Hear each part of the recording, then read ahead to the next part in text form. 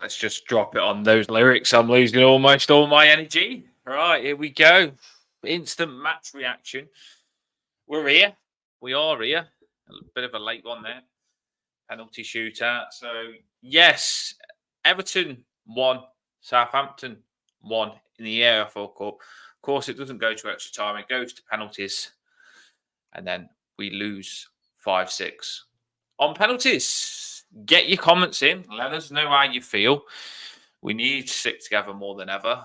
We go live straight after every game, so unfortunately, we have to face this, Paul, don't we? Even if we don't want to, we have to, because that's what we do. Oh dear! Over the last 2 weeks, I've fallen off a wall, scraped all my arm. Better than watching really Everton. bad. I've injured my back. I've twisted my ankle playing football, so I've got a fat right foot and it's purple. It's like elephantitis. And today I found out that our lovely next door neighbours are moving out. None of that compares to how pissed off tonight has made me feel. I'm really annoyed. I'm really annoyed. It takes a lot for me to get annoyed. To be fair, the last game I was fuming, and you kept trying to put me positive, and you had no chance. And you was actually okay last game. Looking at you in the messages of the group, I actually knew you was going to be how you are. Get your comments coming in. I mean, we need you. Eugene's in the house. Paul Caswell's in the house. Phil T's in the house. Evertonians, get in here. Get in here. We want to know what you think. It's not good.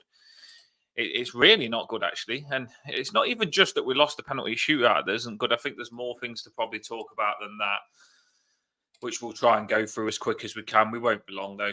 15, 20 minutes if we can. We'll keep it to. Put your stuff on the screen. We'll read it out. Tell us how you feel. Tell us how you feel because, oh, mate, they drain you. They drain you more than... I'm not even joking. Like, they're not good for your stress levels. They're not good for your anxiety. They're not good for your health. They're not good for... Being an Evertonian is like anybody that says, that gives you grief over supporting Everton. You're a wool or whatever. Trust me, you would not support Everton unless you really frigging love them. Unless you really love them, you would turn your back on Everton. Anybody that supports Everton is a proper fan. Anybody that sticks by him after all this shit that we have to watch, after how much they drain you, I'm telling you now, anybody that is still an Everton fan after frigging that Bournemouth game, after that Aston Villa game, after this shitty cup game, if you're still there and you're still supporting them next game, you're an Everton fan, trust me, because this is just depressing, it's draining, and it just doesn't make you feel good. You could be having the best day in the world, and if you watch Everton, it'd kill that day. It really would kill that day. And we'll try and break it down. We will. But we're not happy. Of course we ain't. Not happy at all. This is just what did you say? What did you think about the lineup first? Because it wasn't a million miles from what we suggested last night, was it? But there were one or two key changes to what we would have had, namely Decore and Keane were two. So it wasn't great. He's gonna die on that hill, isn't he? He's gonna die on that Keane Young hill. Do you think Tarkowski was injured, or do you think Tarkowski was rested? Don't know. He wasn't even on the bench. I presume they were rested. Calvert-Lewin was rested. Patterson not back. Coleman not back. Branthwaite not back. Mikolenko presume still ill. James Garner wasn't on the. Was he on the bench, James? Not sure he was. So you can sort of understand depending on what viewpoint you come from on the cup, then it's fairly obvious that he wasn't going to risk people compared to the league game Saturday. However, I still think that we had the players good enough to pull out a result today. I felt it was the way that we were playing. 20, what was it? 20 odd % possession in that first half, or might have been overall. And it was just because Southampton were quite happy to keep the ball in their own half, pass it around. They weren't a threat, really. They weren't really a threat. But what we did, we just defended the half. So it was just like a war where they just sat and they were quite happy, and we just sat and we seemed to be happy, and we shouldn't. And that's what it was, and that's basically what happened in the first half. Bar some set pieces, that's basically what it was. Yeah. And in the last 10 minutes, when actually we were pushing forward, Njai was a prime example. He was sort of saying, "Come on, like come up the pitch." Told you. Actually, created one or two chances towards the end by actually pushing them and trying to pressure them instead of just sitting off and defending our own half, because we felt as though, they're going to come into our half and then we can win it there. Just up the pitch. And it was just, it wasn't a players thing.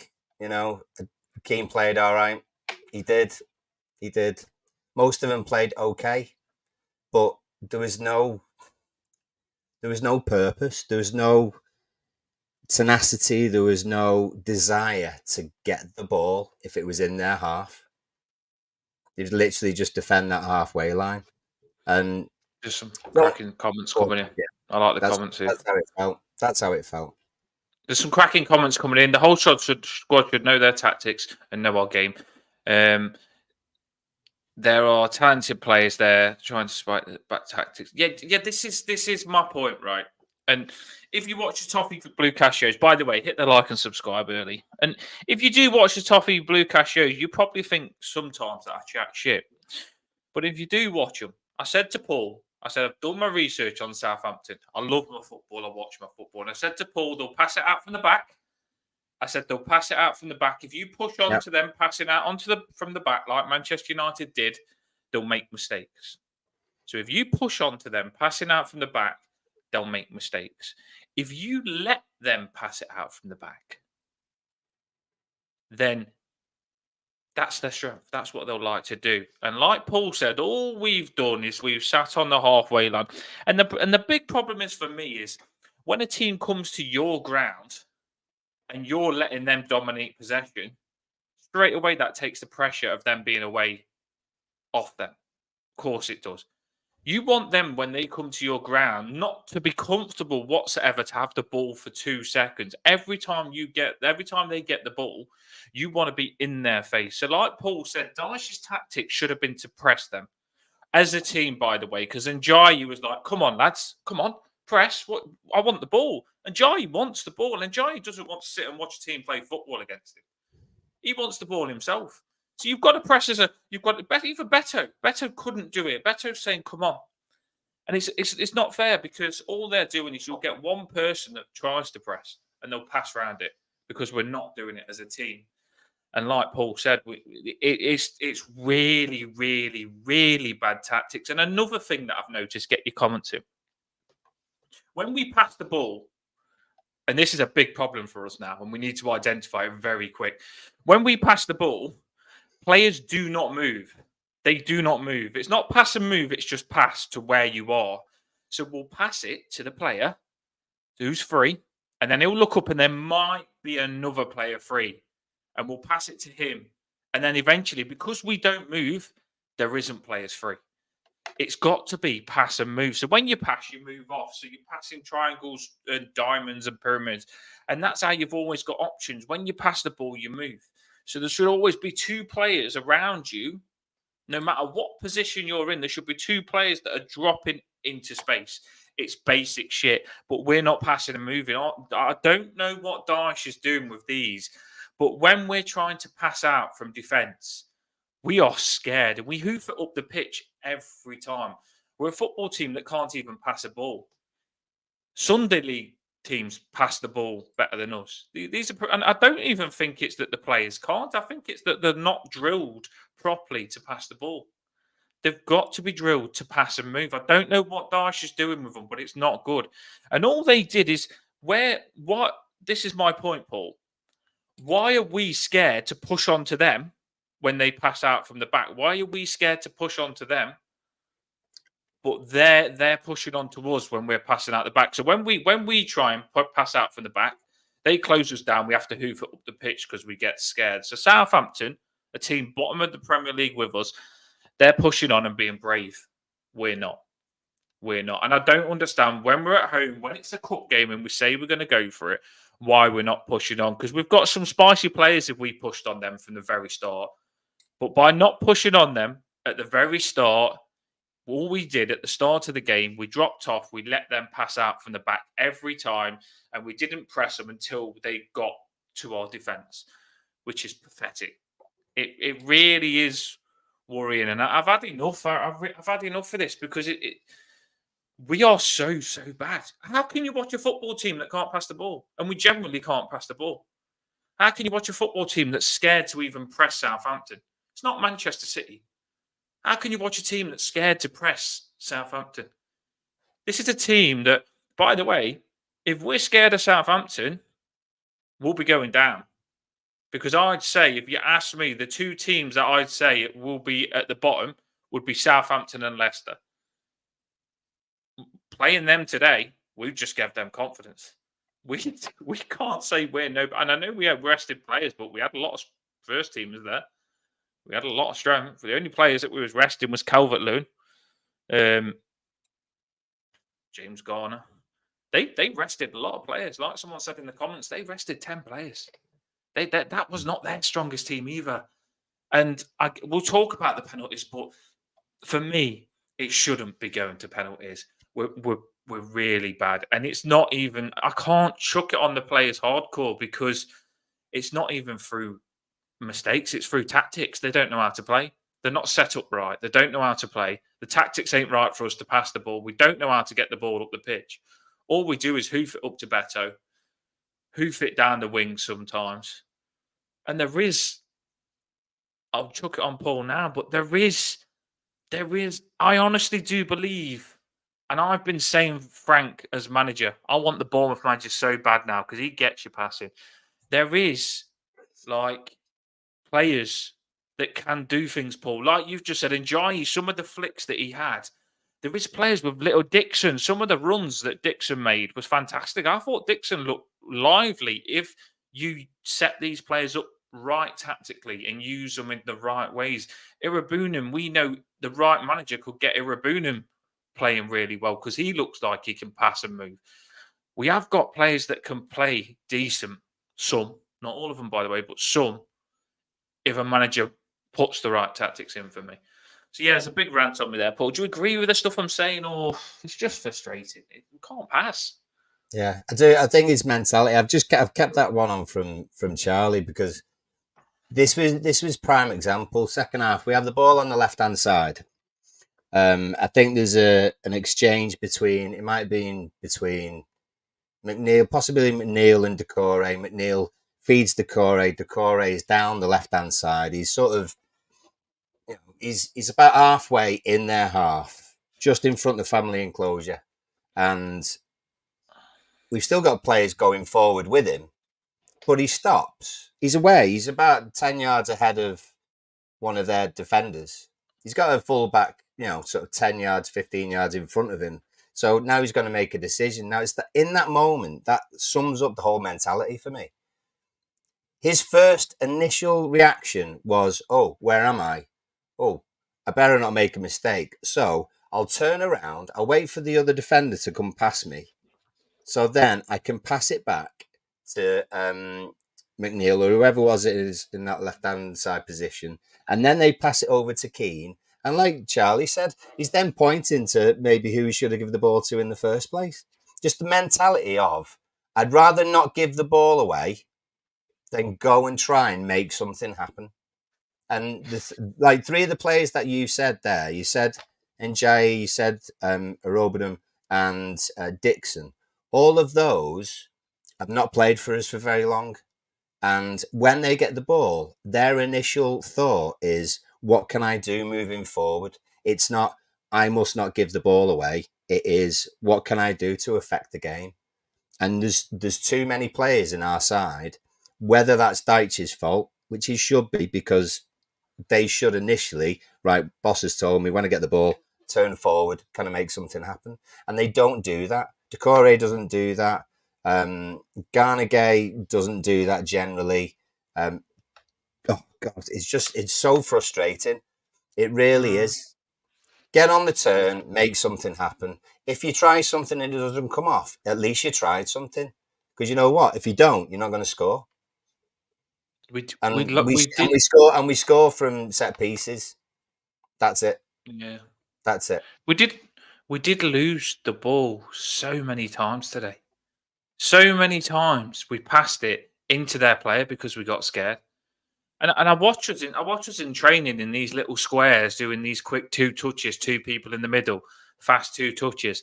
And I'm thinking to myself, why can you pass it in that little space and do like 50, 60 passes, quick passes, 1 touch, back heels, this, that, and the other? You can't even pass the ball to each other on a big pitch.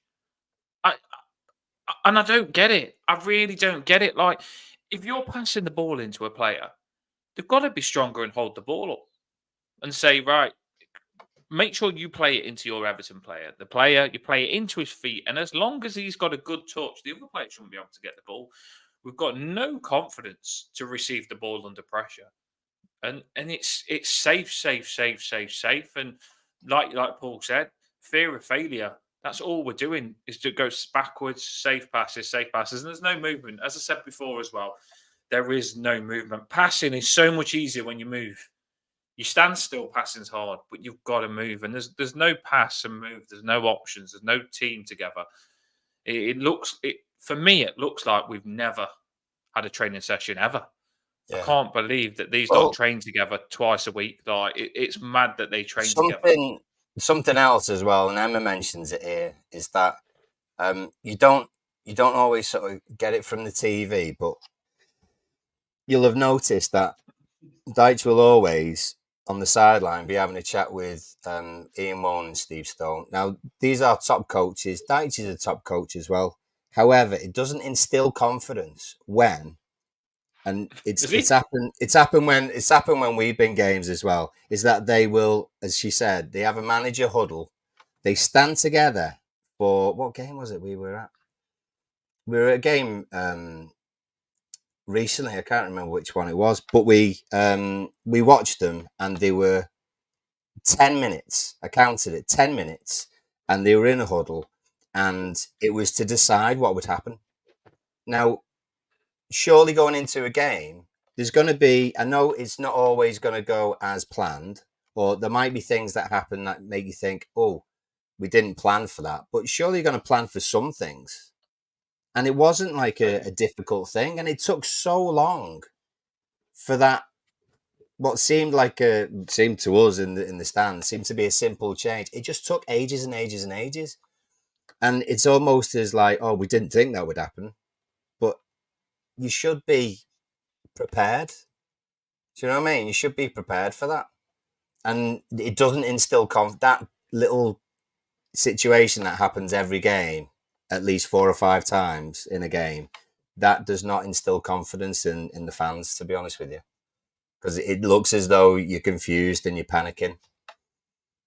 What I'm massively worried with is that I feel that we are very lucky that Southampton wasn't that good, because Southampton had a lot of chances. There was a lot of chances that Southampton could have been beating us 3 or 4-0 first half. I'm not even joking. The positions that they got in, Michael Keane was falling over at times, and I know he didn't make no major mistakes, but I'm telling you, if you break some of their chances down, we just think we got away with it, so we forget about it. But Southampton will probably be fuming that they didn't take some of their chances when they got into our box. We were so bad. That was another thing, though, because they were playing with sort of the 5 across the middle, but they were certainly favouring the lads who were out on the left and out on the right. That's how they were sort of getting into the area, sort of round the back and everything. And we didn't seem to be prepared to combat that at all. We weren't. They didn't have a lot of clear-cut chances, right? So we stopped that kind of thing. But there were so many times like Dixon seemed to be having to choose to stay with the guy who was wide or go forward 20 yards to, someone who had the ball in front of him. And it was almost like, well, where's the midfield gone to support the fullback? And it was just little things. It didn't seem as though we were coherent. It didn't seem as though we had a kind of plan other than just numbers in various areas. We just seemed very flat. And we had a lack of, it didn't look as though we wanted to go and win the game. It looked as though we were the away side and we came for a draw. That's what it looked like. Yeah, he's right. And a massive thing I've seen in the comments. Sorry, it's all the way at the top. Keep your comments coming in. There's some cracking comments coming in. Keep them coming in. There's loads on. Why there's loads on like this? Make sure you hit that like and subscribe, because we know you regularly come on, but you seem to not hit the like and subscribe. So get on it, please, please, please. How can we? How can we get it up the pitch better? I don't think Beto was massively the problem. We're just smashing balls into Beto that are just crap balls. All it is when we put the ball into Beto, we don't put the ball into Beto when we should put the ball into Beto. We put the ball into Beto when we shit ourselves and come under pressure. That's what we always do. So if our left back or left winger's under pressure and is getting closed down, there's no space, whack, up to Beto. Just smash it up to Beto. And Beto's probably thinking, bloody hell, is this what you're giving me? It's not actually Beto, look up, Beto's running into the channel. We don't put balls into Beto with the intention to put him in or with the intention that it can help us. We just smash it into Beto when we get scared. So I can't massively jump on Beto. The last thing that I can jump on today is the striker. When you look at how bad our midfield was and how bad we can't pass the ball. When we was that bad behind Beto that we can't get the ball up to him, and Southampton are absolutely dominators on possession, Beto's just running around thinking, you're not pressing with me. I'm running left, right. Southampton are passing the ball back. So Southampton have got 3 centre-backs and they're moving it left to right with the 3 centre-backs. And all Beto's job to do is to just run and never have a chance of getting it, because Southampton just back off with the ball and just we don't pressure them whatsoever. So Beto's, it's 3 against 1 with Beto. It's generally 3 against 1 today. And that's all it was. And that's that. I can't jump on Beto here because I don't think he was the problem. I think our tactics are shocking. Something I will jump on as well. It was in the comments. Sorry, I was just going to say it. Ashley Young for Beto. Now, is Dyche literally? Does he want the payout of the sack or something like that? Because I get what he did. He put NJI up front, so it wasn't Ashley Young up front. But that's pathetic to put NJI up front when he's shattered, and that's your only hope of getting a goal. And I know I've seen the options on the bench, and I understand the striker situation, but we have got Mr. I Shot the Sheriff, who does score goals in the under-21s when he comes on late and stuff like that. So I'd rather, when you're already playing Armstrong and Dixon, put one of the under-21 striker on for Beto and just say, go on, lad, have a go. Because Southampton had young kids on as well, and just say, go on, Sheriff, have a go. Instead of just giving in, putting a burnt-out, small, illy man up top. Some of the balls that were at the end of the game that Harrison put across, if we did have a striker, they could have got knocked in. The moment Beto come off, they're always too far. They're always 5 yards too far. He did one in the first. We had no centre forward, even if there was good, though, did we? That's the problem. He did at least 2 or 3 crosses, I think, in that second half, and they're always just too far. It's the same on Lindstrom was the same. He zipped a couple in the first half, and they're just 5-10 yards in front of people. They just can't get to them, and that's what we are. We're kind of hopeful around the box. Oh, let's lob it in there. So that's why in the second half, when say Young, when he came on, was crossing them inwards, it was just hope. It was absolutely just hope. And the whole young Beto thing. Yeah, Young wasn't coming on for Beto's position. Young was coming on to do left back, and then there's a shift. So at least there's there's an idea there. Do you know what I mean? There's a substitution. There must be something wrong with Beto because I felt it was really early Bad to sort of idea, take though. him off. It's a bad idea. Well, the thing was, we created one or two sort of not one-on-ones, but we'd broken their sort of back three after Beto had sort of made a bit of a nuisance of himself. Lindstrom would run on, and Jay would run on. Said that, didn't I? To get a bit Yeah. off him. Yeah. So and then we took him off. But I understand what he's done there, you know. And I thought not naively, just stupidly, and hope basically that if he's going to do McNeil in behind Njayi, we're going to change the way we play now. You know, fullbacks are going to play the ball into McNeil, or Njayi is going to go into the channels, and we're not going to be lobbing it, 100 foot in the air for someone to try and bring it down while they're being battered by defenders everywhere. And lo and behold, straight away, boom, up in the air, and Jai 5'4". Do you know what I mean? What's he going to do? What is he going to do? So again, it's the way that we're playing. It's not so much on the players tonight. I do think some of them had awful games. I don't think Decore is a sort of holding midfielder. His touch is God. Scored though. I know. Well, he scored with Eder 2 yards away from the line. Do you know what I mean? No one else does though, do they? He was just there. He does score those goals, yeah. He does score, there, but though. No one else. Christ Almighty, do you know what I mean? It's so frustrating. It's mad because he does. He does. Last season when we couldn't score, Decore pops up and scores, and they're stupid goals, but he does score. And sometimes when you're not scoring, you do think, fair enough. But he doesn't help us with a lot of other things. He did score though, so I can't really knock him too much. But it's just we're not set up right. Stuff needs to change, and it needs to change fast because I'm getting scared and scared now. And I keep saying to myself, "Oh, we'll be all right," because we've played Brighton, who were all right, so we can get away with losing against them. Oh, we played Tottenham, we can get away with losing against them. But then we started to play teams a bit more. We played Bournemouth, and they beat us. We played Southampton, and I know it's only a cup game, but I'm telling you, they're not going to be easy in the Premier League. I'm not confident after that game that we can beat Southampton comfortably. I really ain't. They didn't have their best players on. So it's scary times, and I am worried that we probably do need to change something because Dyche is showing me nothing. There is just nothing. The way we're set up, I don't know what we're doing. I really don't know what our intentions are. And when we're playing, we're sitting back and giving up possession against every team we play. So every game we've got this season, Dyche is looking to just sit back, let them play football, and try and get a goal out of scraps. That's not the way you can go through this season. We need to have a bit of something about us. We've got to play. I know we can't play football all the time ourselves, and I know the players' abilities. Trust me, but we can play more football than what we're playing.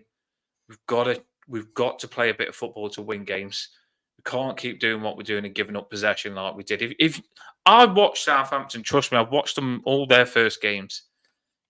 They pass out from the back against us today, and they look like Man City because we didn't put pressure on them.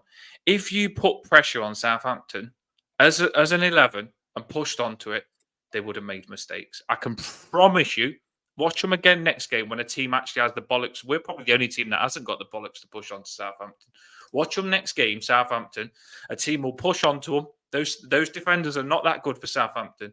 The team will push onto them and they'll score against them, and then they'll do it again, and the defence will crack, and Southampton will get spanked 2-3, 4-0. But when Everton play them, we'll sit back and treat them like Manchester City, and it's pathetic. It's a pathetic mentality. We can't keep doing this. And sometimes some Everton fans say to me, "Oh, yeah, but the Everton fans won't be happy changing our style and stuff like that." Well, do you want to stay shit forever? We haven't got one. Is that what we do? Do we not get a new good manager in that's going to with good tactics because do you know this what we are now, a team that can't pass the ball that well? Do we stay that forever, or do we try and get out of this frigging thing that we're in, like where we can't pass a ball, Paul? Because we need to do something, don't we? Like, we can't just keep saying, "Oh, our players can't pass the ball, so we don't want a manager that can pass the ball." What the fuck? Like, seriously, what the? See, that's a joke. That's a shit mentality. Like, and I'm sorry, but it just makes me fume because I love Everton and I want Everton to get better. And then you're saying, "Oh, we can't get this manager because our fans would go mad if we started trying to pass the ball, or it wouldn't work because the players we've got." If the players we've got can't play football and can't get us passing the ball well, get rid of the players. Next transfer window, move them on and start to bring players in that can do what this new manager that we're going to get wants to do. And I don't know whether we'll get a new manager, but Dyche is massively worrying me because the stuff that we're seeing is basic. I said to Paul on the channel, I said to him on the pre-match, it's basic. I'm not a professional manager. I'm just someone that's played football freaking all my young days. And I said to Paul, they'll pass out from the back. And the problem is Dyche will sit off it and it'll cause us big problems. And it did. It was just so simple. And if you pushed onto it, like Njai was saying, come on, Njai knew. If you pushed onto those, Njai could sense that those centre-backs shouldn't be treated like fucking kings. Njai knew if you put pressure on their defenders, they would have panicked. We could have turned the ball over, could have got a couple of goals and won the game. But instead, Dyche always puts the first thing in their head. Dyche is thinking, let's not lose the game. So the first thing we're thinking is sit back and make sure we're okay in defence. But if we pushed onto them with the intention to attack, then we would have done it. We would have been okay. It's frustrating. We are going to have to which we are chucking all your stuff on the screen. It says there's 1,055 people that's logged on X, Facebook, all that lot, Instagram. If you can hit that like and subscribe, get behind us. I was just going to. Talk about the penalties, ain't we? We're going to have to talk about the penalties. I will do. I was just going to mention this because Cass mentioned about if you got a team from the mid-90s, but now you're in a similar position, you get more heart. I think that's what a lot of fans of other clubs have said in the past about our sides, is that we may not have been the most skillful or had the best players or anything, but I tell you what, we'd be up for a fight. We'd be up for a battle, and we wouldn't sort of a bit meh, kind of just waltzing through the game without really sort of giving it a go. And that's the bit that worried me most. And I don't like sacking managers anyway, but he's making it hard. But what I've often seen is that if the results aren't going well, at least you've still got a bit of fight in you. At least you've still got the will to win. And I didn't see the will to win that game. I saw the will to try not to make a mistake and defend our half. Penalties is fine. For a draw at some point, yeah. Stay in it for a draw. And I tell you what, if anyone in a press conference, if he mentions, oh well, we didn't lose the game against Southampton, it was 1-1 at the end, he deserves a smack. Probably will. Do you know what I mean? He really does, because that would be the worst thing. Don't all right, change our style of play because we haven't got the players. Change our style of play because we're battling to be able to stay in the league, but don't lose the heart that we've had in the side, or should have had in the side, for ever since we've all known it.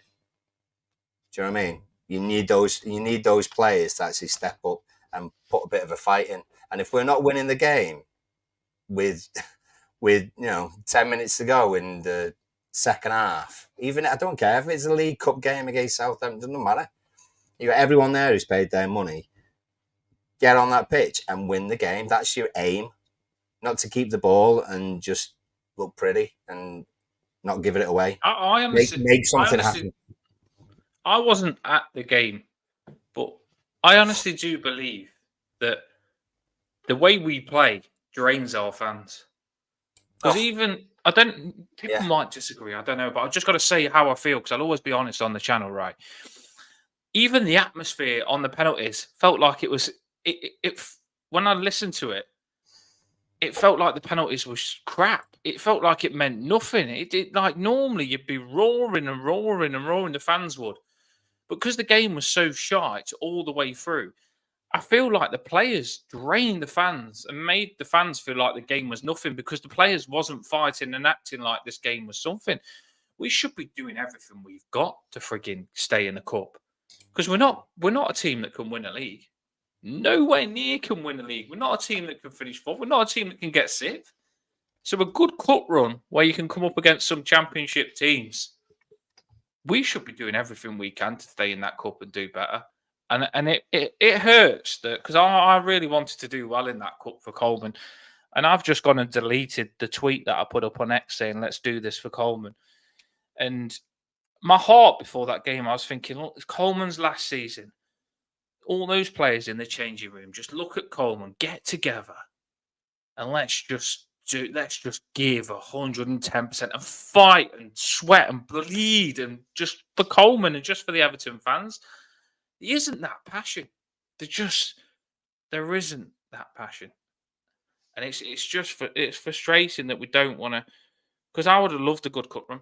I got behind it, and it knocks all your energy out of you. Because I was saying, God, come on, let's have a good cup run. And I boost myself up after these two shit last games, losing 3-2, 3-2 after being 2-0 up. I boosted myself up to say, right, let's just have a good cup run. Cup's gone now. See you later. Bye-bye, cup. Didn't even really try that much in it. Didn't take a chances. Didn't look to fight that much.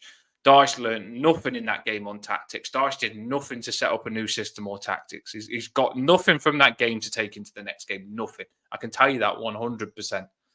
He's learned nothing. The only thing that Dyche probably learned in that game is that he should have brought Dixon on right back because I thought Dixon was actually quite good for speed. And I don't think Dixon would let Digne run past him as easy as bloody James Garner did or Harrison. So I thought Dixon could have played last game and we might have been okay.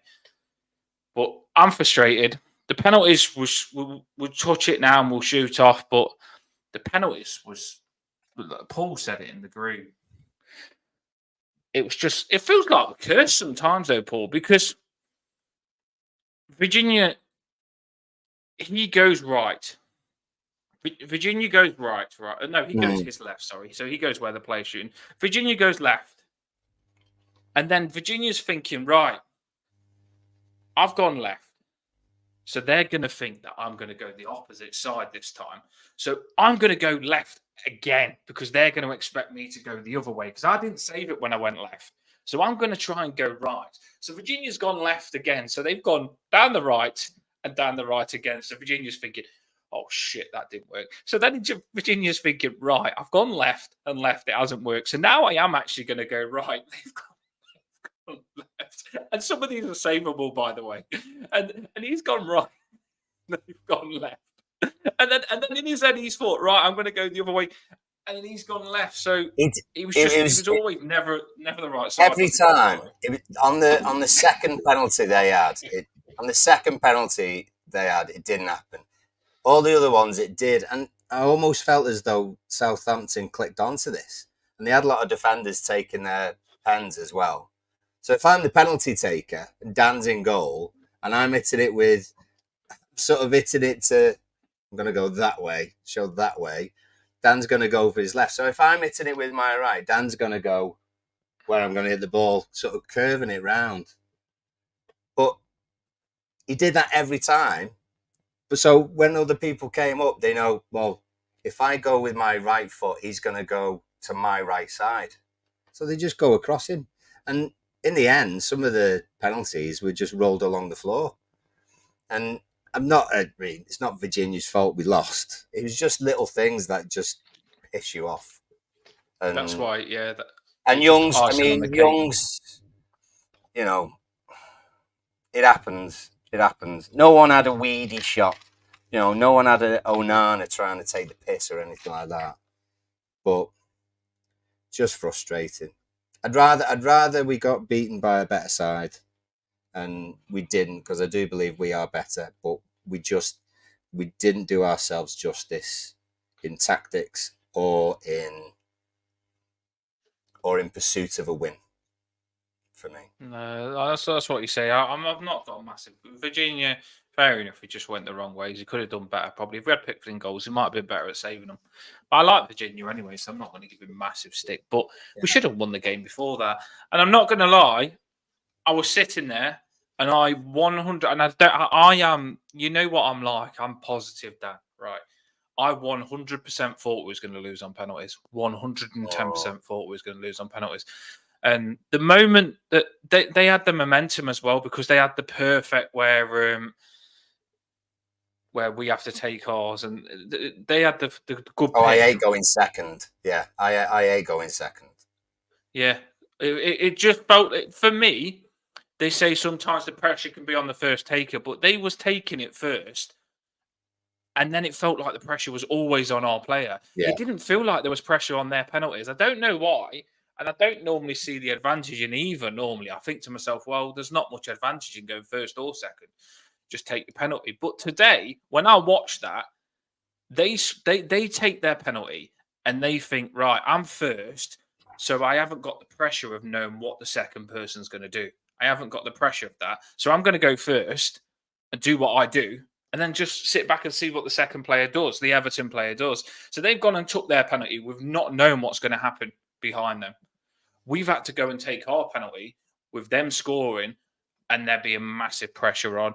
And I knew every time I was waiting for us to miss. And to be fair, we did score more penalties than what I thought. I thought Michael Keane could miss, even though we know he screams those penalties in. But I just thought, just Everton being Everton, I thought. Who was it that hit the post? Was it the post and went in, or hit the post and missed? Hit the post and went in. Lindstrom, yeah. I thought Lindstrom was going to miss it, and he hit the post. Yeah, like that. Yeah.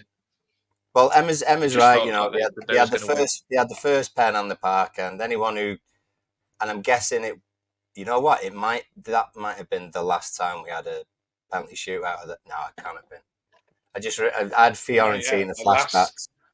I had a Fiorentina penalty shootout park and Yakubu hitting the post. Do you know what I mean? That's how long ago that was. But I always used to go first with pens. I was our team penalties. I always used to go first in the penalty shootout. Set the bar. I do think I agree with this. I was a bit disappointed. I think Lindstrom showed that he can make the runs and he's got that ability to sense how to get through on goal. But I was disappointed with his finishing. I think he's got to go around the keeper. He's got to hold on to it a bit more. And it felt like when I've watched one of our players going, it felt like the keeper was massive when Lindstrom didn't run to give himself an angle to shoot. He just ran direct to him. It just kind of made him big. Yeah. Well, there was one there. Beto kind of got a flick, and then Lindstrom went through. To be fair on our right hand side. To be fair on that one, I thought it was a cracking save because you watch the replay again. It's literally the hand. It wasn't even in the body. The keeper's just got his hand up like that and made a cracking save. So, a bit of sympathy for Lindstrom on that one. But even if it's one-on-ones, shots from the edge of the box, we're never confident, are we? We're never we're watching it. We never think that we're going to score. We never think we're going to score. It's mad because when Lindstrom goes through on goal, it feels like the goalkeeper's in control, not Lindstrom's in control. And straight away, how nervous I am on Lindstrom scoring, it looks like he's that nervous as well. And we should have players that have got that composure to say. If it was Jai would have just gone round him. And Jai did it on that one where he's offside. He just went round and put it bottom right corner when he was offside. And then Jai's got that composure and Jai he'd love to make a goalkeeper sweat. And Jai would hold it and go round the goalkeeper. Where Lindstrom, it just seemed like he hit it as fast as he could because he was so nervous that he was in the position with a chance to score. Thought he'd be better at finishing than that, but he did get in the positions. I'm not going to jump on him too much because I have been asking for him to get played. Yeah. Oh, yeah. I'm glad he played. I'm going to ask you a question. I was thinking this before the game, and it's really bad. It's really bad. But and a lot of people give me shit because they think I'm come out with crap. Who's better, and this is a random one. I know people don't like this player. Who's better, Damari Gray, Jack Harrison, or Lindstrom? Attacking, who would you prefer? And they're all the best playing for us. Well, I just found myself in the game thinking, what? Gray, for me. Yeah. Well, just some of the runs that Harrison was doing in the cup game today, I thought to myself, when we had Damari Gray, he would have just ran past the players so easy, Damari Gray was, and his shots would have rocketed at the goal. And I was thinking, Harrison just ran into the players so much down that left-hand side. And he did what you said, Paul, because I thought of you during the game, because you said Harrison's got a lovely touch. And he brought it down. The ball come over, and down the left-hand side, he brought it down where it was going out for a throw. And I thought, what a touch. And he's brought it down. And how you think, wow, that was a cracking touch. And then all of a sudden, he squares up and goes straight into the defender, straight past him. He goes to run at him, but he doesn't run around him. He goes at him. And I was just thinking to myself today, like, when I watched Lindstrom as well, no disrespect to Lindstrom, but Damari Gray was a lot more dangerous than Lindstrom when we used to counter. When Damari Gray countered against Manchester United, he was very dangerous. And I know he's not an incredible player, but I'm just saying now, I do think that I'd say our recruitment on the wingers hasn't been that good. I don't feel like the wingers are as dangerous as they should be. I really don't. I don't think we're that dangerous down the wings. When you watch other teams, I watch Hudson-Odoi and Elanga and all that lot, and watch all these other wingers. But they're getting possession sort of just inside the opposition's half, and then running with the ball. We're not doing that. Bob from the future. My partner says that it's inevitable. They put today that it's inevitable that Dyche is going to get sacked. Does that mean he is going to get sacked? I don't think so. I did get a message from Adam, who does another podcast. We are the Goodison Gang he's from, and we were chatting about when will Dyche get sacked, if he gets sacked, and I said it would be after the next 3 games if we've not won. So here's one.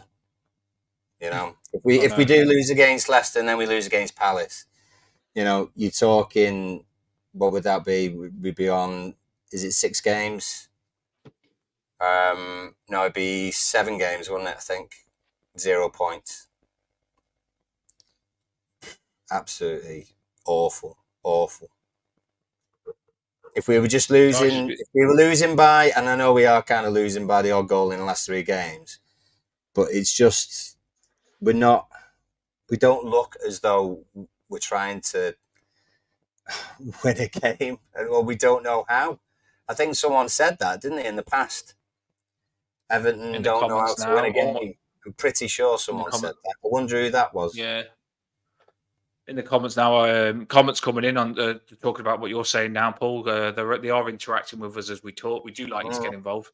This channel is for you. It's depressing, I know. Especially after this. It's not. We try and be positive, but you just can't. I'm sorry. Paul was last time, but he's done. He's with me this time. Struggling now. I feel like it's too late. I feel like we need to get rid of him now. I know I do get that, because me and Paul, we had the fixtures on the X space the other night.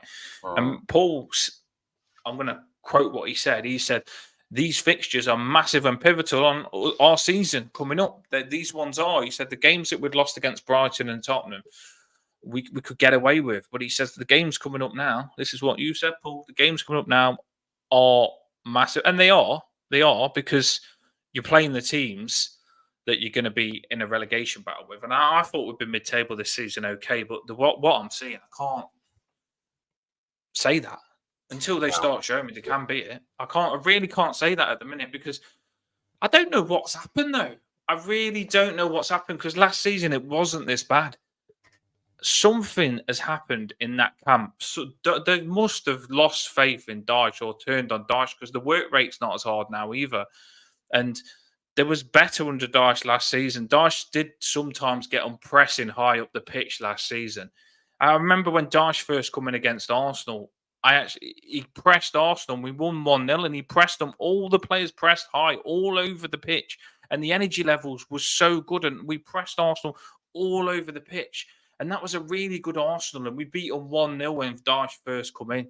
And I thought to myself, yes, bit of fight. At least we're all fighting. I said, and I used to say, dogs of war. I can, as long as the players put in 110%. But the players today and all the games this season, they just look so disconnected. We don't look like a team. We don't look like an 11. We don't look like we know what we're doing. There's no pass and move. It's just long ball hoof up. Sunday teams could play better than this. The professional footballers, I don't get why they can't make more than 2 or 3 passes under pressure. Shouldn't be losing the ball like they're doing. Shouldn't be so scared. Fear of failure.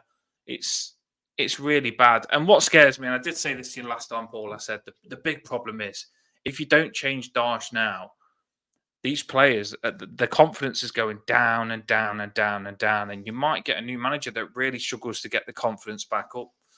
So you can't let these players get too scarred. If we got a new manager come in now and we had a manager bounce and we won, and then we think, yeah, we win with this new manager, win, we forget about everything. This Dyche thing just seems to be going like downhill. And I do believe there's been chances to change the direction that we're going, which was Bournemouth, 2-0 up. But no, Dyche has failed on that, and that's made it go even faster downhill now because the confidence is getting worse. And then all of a sudden, that Aston Villa game, we should have beat Aston Villa 2-0 up. I don't care what anybody says. You don't get better chances than that 2-0 up. And then that's knocked us even worse, downhill even more. This cup game was the opportunity to lift us back up. This cup game was like, right, Southampton. We're all saying Southampton in the cup, that's a wicked draw. We all think we can beat Southampton. We really do. We played that game today. We've been no better than Southampton. They had a lot more possession than us. So they probably would. You're looking at that game, Paul. Who would you say is better? You don't know, do you? They weren't good. We let them have possession. It wasn't they kept possession because we were trying to win it back. Winning it back. You can't say they had amazing possession because they didn't. They kept it in their half, and Beto or Njai just ran after the ball or in between 3 or 4 players for ages. I think I counted about 2.5 minutes at one point. That's a long time. It's a long time to keep the ball. 2.5 minutes in that first half, and it literally just came back and forward, went out wide, went back, and you only had Beto closing it down. We defended the half. They didn't have good possession because they didn't create anything. In the end, I think it was Lindstrom who closed them down at one point, and then the ball went out for a throw-in, or we won it back because of a bad touch. But you're not going to get it back unless you go after it. And the thing is, you can't just have 1 or 2 people pushing forward and pressuring. You've got to go as a team. And it almost seems as though we're scared to go higher up the pitch because they think that we're going to get done with the ball over the top. I mean, the thing is, just on someone mentioned it here just a little bit before. Nortile said about Branthwaite. That's the only difference at the moment from when our defence was doing well last season to now. What's the difference? Branthwaite, who's in? How are we playing differently? We're not pushing as high up the pitch. Why? Because we're not as quick. Do you know what I mean? It's just Brian's meant to have speed though, but still should be pushing on. I think Tarkovsky's quick. I think Branthwaite's quick. I think Keane's quick, but not when he's trying to turn. Do you know what I mean? He's stuck in the mud. He is. He's like Titanic. It'd take hours for him to actually turn around. And it's not just on him. No, we haven't even slated him. I tell you what we've got. We've got a massive fear of failure, and no desire to win. And that's what we need. We need a desire to win again. And we haven't had that yet. I don't know where we've got to go, people. I don't know what's going to happen. I don't know where we've got to go. And it keeps popping up now. Lulu's just said in the comments there, do you think the manager's going to get sacked? The big problem is we don't know whether we can afford to sack him. I mean, you have to pay to sack Dyche, and his contract's up at the end of the season. So I honestly do believe he'd be sacked already if it wasn't a financial thing, because we didn't have no money to sign players. I think the budget is probably nothing. So if we do sack Dyche, it might put us in a bit of a financial mess. That could be the only reason, which we are trying to hold out until the end of the season. I don't know. Could we sack him, Paul? Could we sack him? I've had enough of him now. I really have had enough of him, because I would give me the job. Give me the job. Mashiri cares. Mashiri's selling the club anyway. So as long as he gets his sell before we're cut adrift, then he couldn't give a toss. He obviously wouldn't want to pay out £6 million for sacking Dyche, would he? And Villa and Newcastle have been well managed. They haven't in the past, but certainly in the last few years they have. Whereas we are now going through what they went through. We've been incredibly badly mismanaged, and the owner's been naive, and it's just been awful. Even the Southampton manager today, though, I know Southampton ain't that good, and they ain't that good at passing out the back. You'd like to think our players have a bit more quality. But even the Southampton manager, he's got Southampton playing the right way. Whether they can do it or not, I don't know. But he has got them trying to play some football. At least they try and play football. We don't even try and play football. Like, we're coming out of... It's so bad as a fan to feel like your players can't pass a ball. I'm not even joking. It's so bad to feel like you can't pass the ball around that much. And that's... We can't... when we've got the ball in our left-back position, we hoof it up. When we've got the ball in our right-back position, we hoof it up. We're so scared to pass the ball. And I believe we need a manager to come in. I'd love Frank. I really would. From Brentford. I really would love him. What do you think of Thomas Frank? I think he's brilliant. I just don't think he would want to come to us, to be honest with you. I know. Yeah, but I was going to say, like you were saying about, we just get the ball at fullback and then we play it down the line and lob it forward and stuff. If you think of teams that we've had over the last 10, 15 years, you can pick out how we played. So Baines and Pienaar, great players, obviously. I know we haven't got players like that at the moment, but when we had the ball on the left, Baines would play it into Pienaar. There would be a movement then between Pienaar and Baines. They might get a midfielder involved, but there's an overlap or there's a 1-2, and then we've created something down the left. Do you know what I mean? If it was Deulofeu and Lukaku, we get the ball wide right for Deulofeu. He would whip a ball early, and Lukaku knew where he was going to go. And it's just those little phases of play. Pick out a phase of play from what we've got at the moment. 100%. It's a lob forward to either DCL or Beto, and if it comes off them, and then we pick up the pieces, great. That's it. I can't think of any other. We don't even give the ball to our wide men to get in line with their area and cross it in anymore. We don't even do that because we're not high enough up the pitch. There's just there's no familiar phase of play or no familiar weapons that we use week in, week out. We haven't got any. They're not using them. No, they're there. They're there. And that's what that is worrying. Not using them. We're not saying, and you're right, Paul. I'm not saying this team can pass the ball amazing. We need to get a manager in, and that we're the perfect team and we can pass the ball. I know the manager that comes in is going to have a massively hard job. I don't want us to pass the ball like frigging Manchester City. I just want us to be able to pass the ball in some heated, like, spaces and just get ourselves out of trouble. I don't just want us to be scared all the time. And sometimes what you've got to do when you pass the ball is your defence just drop back a little bit, and it just gives you that bit more space. Just drop back and just always drop back. It's pass and move. There's space on the pitch, but the way our players move, we make it look like there is no space on the pitch.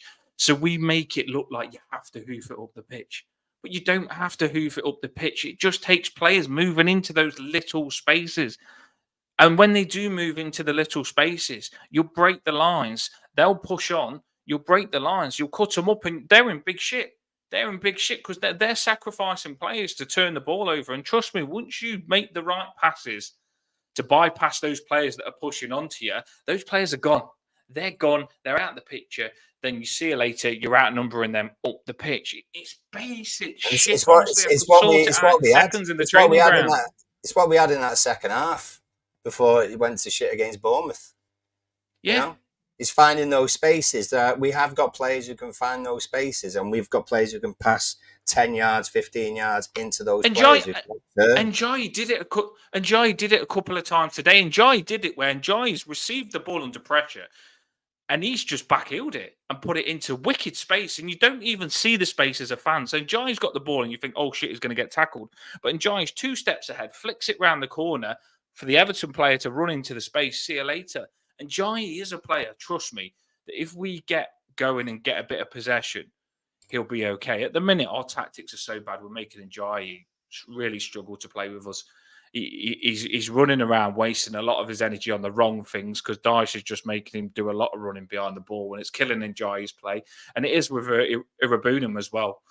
If we can manage to have a bit of possession, would be so dangerous. I was thinking earlier on, Paul, if Njayi was in a team that could pass the ball, imagine Njayi in frigging Arsenal or Man U, a team that's always got, not Man U, Manchester City, a team, Manchester, Man U shit as well, a team that's always got possession. Njayi would love it. He really could flourish, but we're making him look shit. I don't know. It's frustrating. By the way, there's been loads on. It says there's been 1,313 people that have logged on the X. So that's quite good. That's quite a high stat on the X. That means Twitter, by the way. So there's been plenty on that. YouTube, can you get the likes on? Can you really push us this season? We'd appreciate it. You all keep saying how much you love the channel and send DMs and say, "Oh, this channel has done a lot for me." Can you just get behind us and just like it and subscribe? Yeah. Swipe down and just press that thumb for us. It helps. Yeah. It really hit the thumb, hit the subscribe. We are always here. We're always here for you. If you're ever struggling. Okay. Quick, get the drones out. What has Everton become? Yeah, but we probably will get the psychologist on again soon. I tell you, they're sending us mental. Football shouldn't be like this. It shouldn't be like this, by the way. It shouldn't make you feel this depressed. You should be excited. And I'm when we used to play, we wasn't that good under David Moyes, but at least you'd win 1 game, then lose 2, then win 1 game again. I can't be losing 10 games. You know, I honestly can't be having a season where we don't win in 10 games or something like that. And the way we're going, I really did not think we was going to be in a relegation battle this season. I honestly 100% didn't think we was going to be in a relegation battle. But now I'm massively worried. I've watched us against Bournemouth. I've watched us against Southampton. And I'll tell you something, I can see Vardy being a shitbag against us when we play Leicester. The other team that I would say is, I think Leicester are not as shit as people think. Sometimes you look at the Southampton team and you think, yeah. But then you look at what we are at the minute under Dyche. We can't pass the ball. Dyche is not even trying to get these players to pass the ball. He probably, I don't know what he's doing in training for. Just give me the job. I promise you. I promise you. I'll take it for free. Do you know what? Actually, the opposite, where Dyche gets paid millions, I'll pay 50 quid a month to manage Everton. I'll pay myself. I'll pay personally. You don't have to pay me. I'll pay 50 quid a month. And what I do, I wouldn't sleep after that game personally. If I was Dyche, I'd be on the phone to the players and I'd be saying, right, you're struggling with this in spaces. We need to work. And I'd be sending certain players that I want to get together and have good team bonding. I'd say, you go and sleep over his and build a connection with him because your connection's shocking.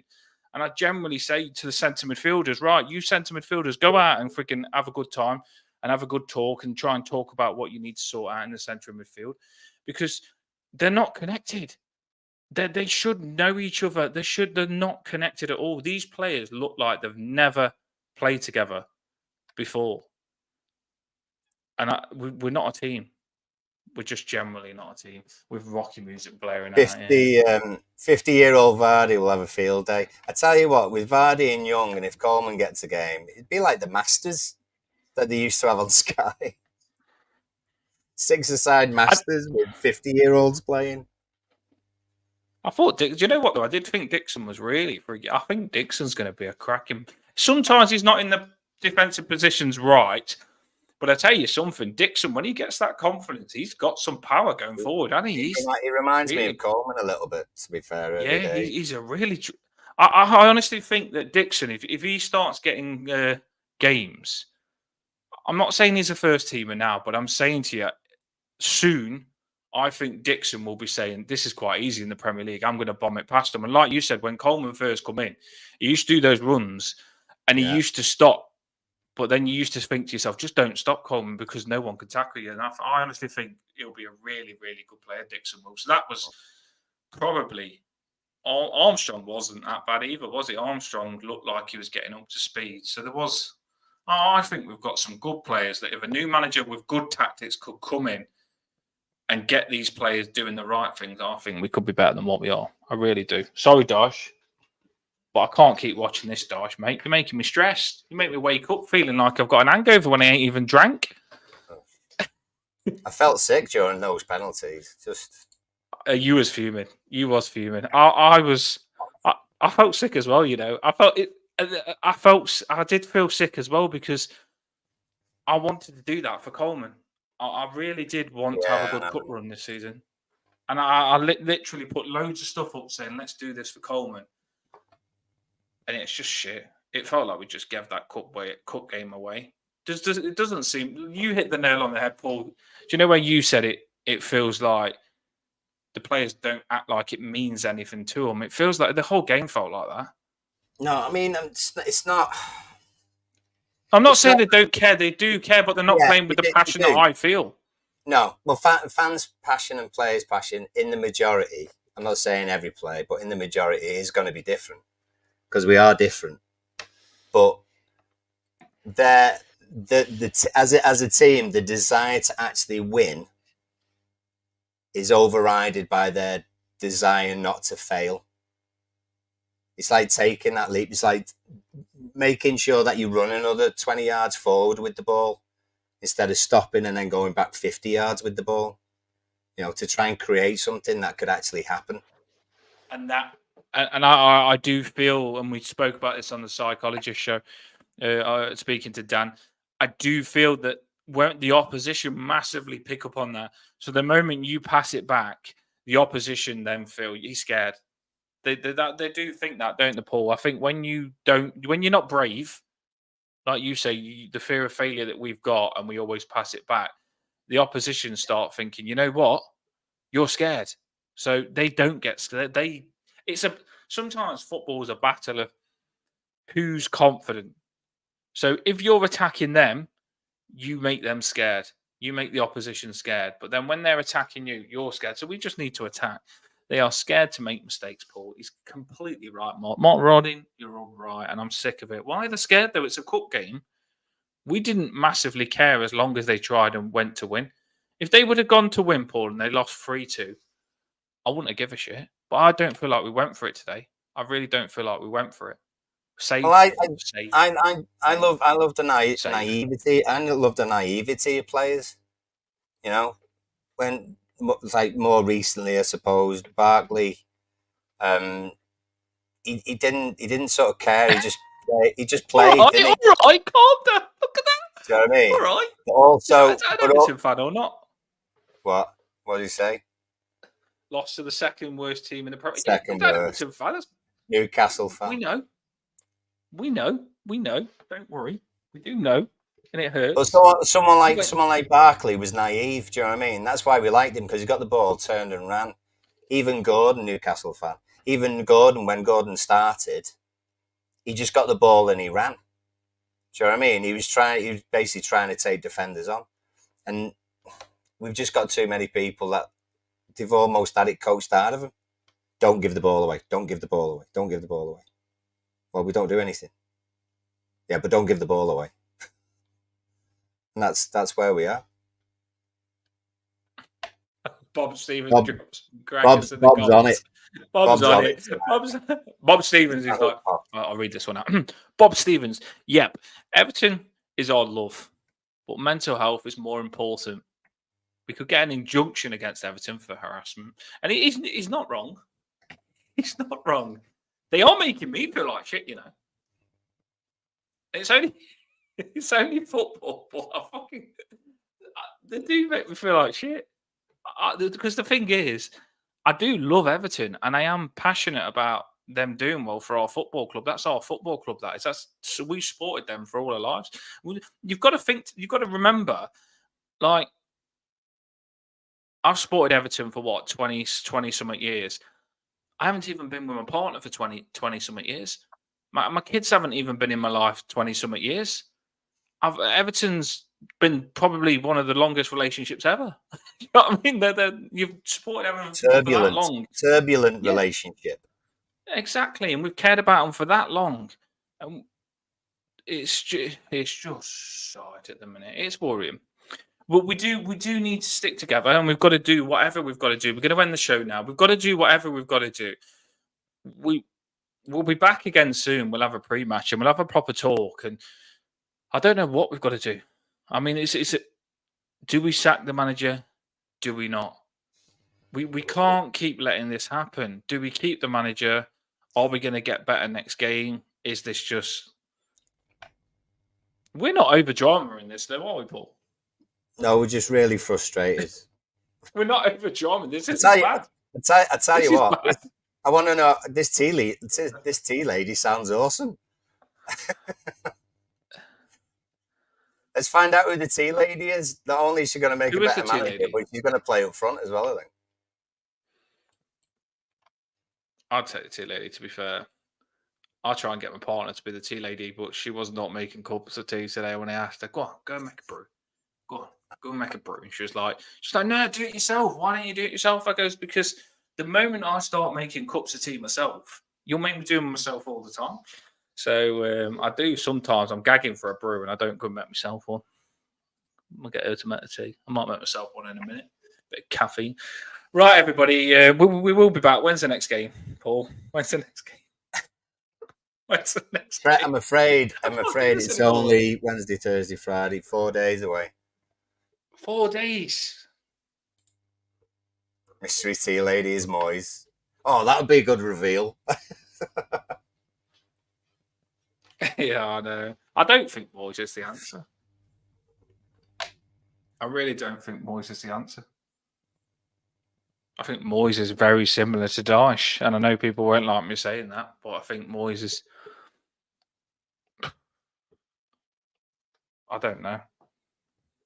Bit worrying that we didn't sign a good left back and a right back, I think, and a bit more spice in the centre midfield when you got rid of Onana, because I know some people didn't like Onana, but when you just sell someone for 50 million and you bring in an Aston Villa player for 9 million, I know we've got the Leon lad, Mangala, but he doesn't look like a world beater to me.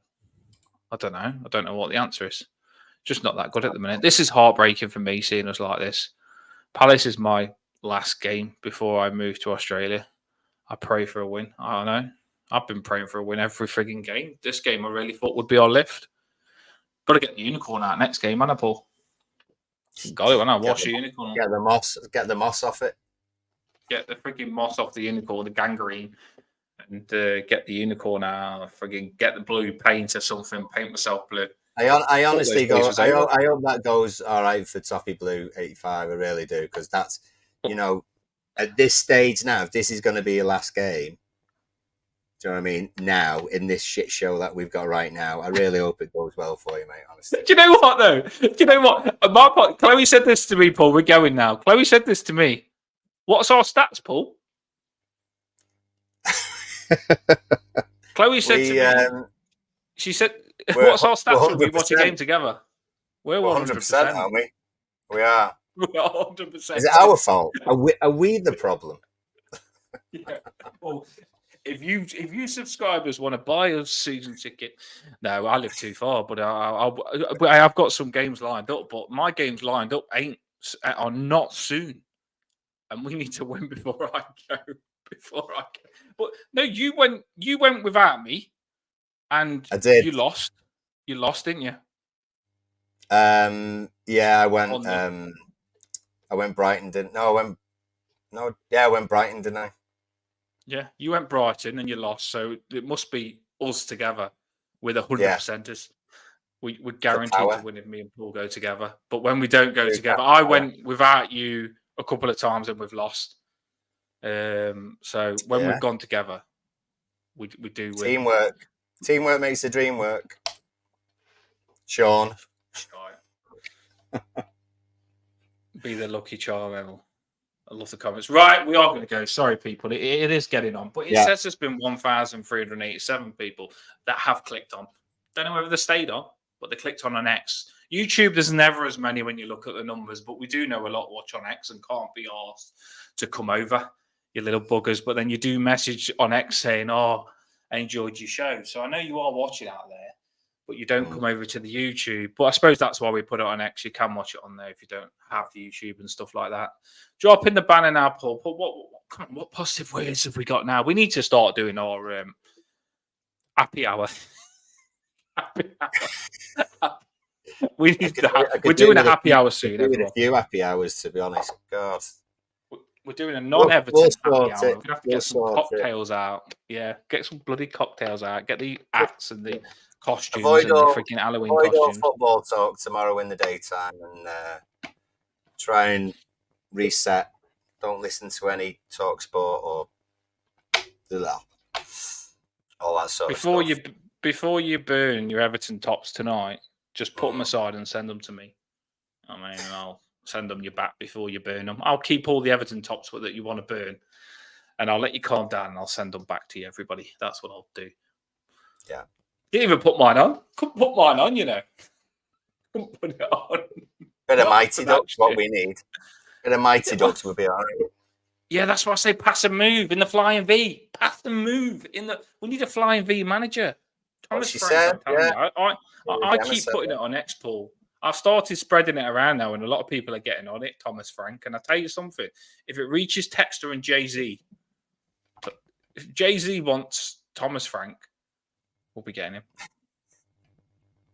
Jay-Z said that he likes Thomas Frank. If you're listening, Jay-Z and Beyonce, we want Thomas Frank.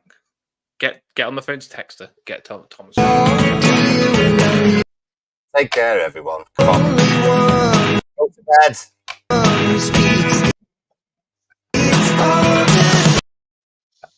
Freaking I feel defused and defunctional. Right, let's go. All the top is everyone. We'll be back.